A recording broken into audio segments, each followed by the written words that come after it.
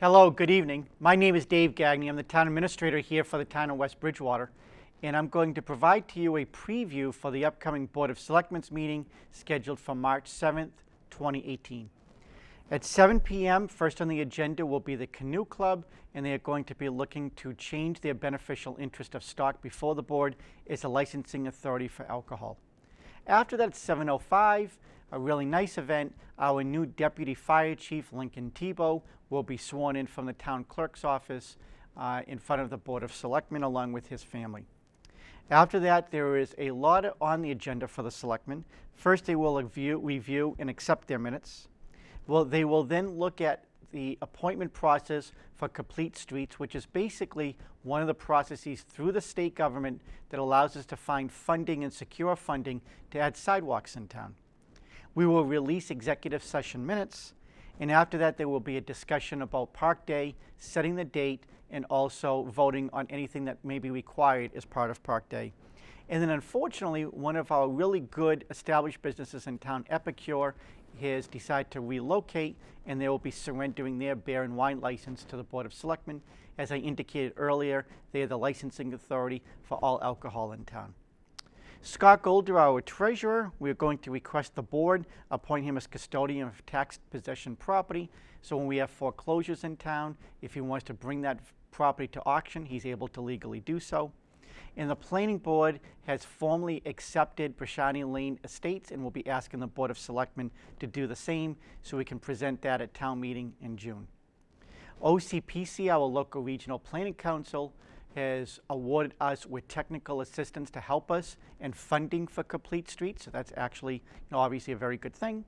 And in our office, the Town Administrator Board of Selectmen's office, we are hiring a new intern as part of our ongoing internship process program with Bridgewater State University.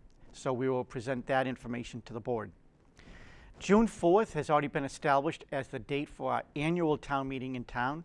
And so I will be asking the board to open the warrant and to also set the dates for closing of both the annual town meeting warrant and the special town meeting warrant as well.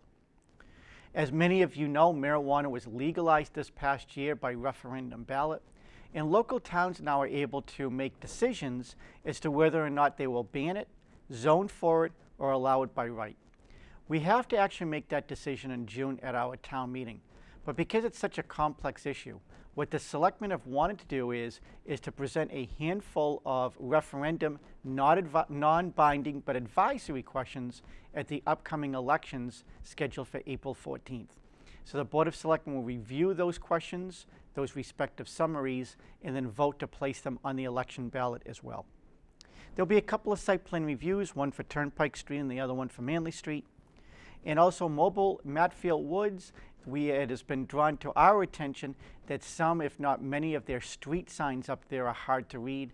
That's obviously difficult for public safety, especially at night when they are non-reflective. So we're thinking about sending a letter to the owner asking them to update those signs. March 14th, we have a special town meeting, a little over a week from tomorrow. Actually a week from today, but we'll have a special town meeting, and so the Board of Selectmen will then make their recommendations on those 6 articles and also approve the people reading the motions. Over this past weekend, because of the storm that we had, West Bridgewater, like many other surrounding cities and towns, had quite a bit of damage, lost power, down power lines. We also set up a shelter, and because of that, we accrued a lot of overtime expense. So the Board of Chairman Selectman Jerry Lawrence declared a state of emergency on Friday night. He informed that to our fire chief, who was our emergency medical director, and so the Board of Selectmen then will consider ratifying that vote. And the importance of that is that if we ever have the possibility to receive funding in the future, is that we've already determined a town of emergency.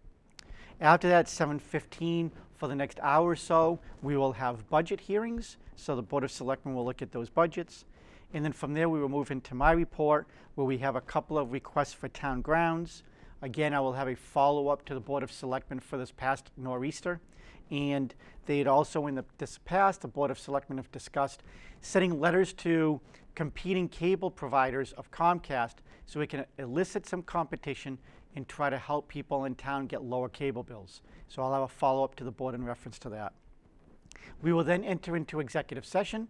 One purpose is for the ongoing litigation of our ex-water superintendent in the Kruger case versus the town of West Bridgewater.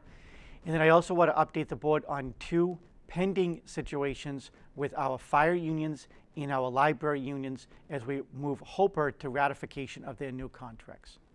As always, the Board of Selectmen's meetings are held in the Board of Selectmen Chambers meeting rooms on the 2nd floor at the Town Hall, normally scheduled at 7 o'clock, the 1st and 3rd Wednesday of every single month. They are open meetings. You are more than welcome to attend. It is your government, and they certainly seek your participation and input. Thank you very much, and have a good evening.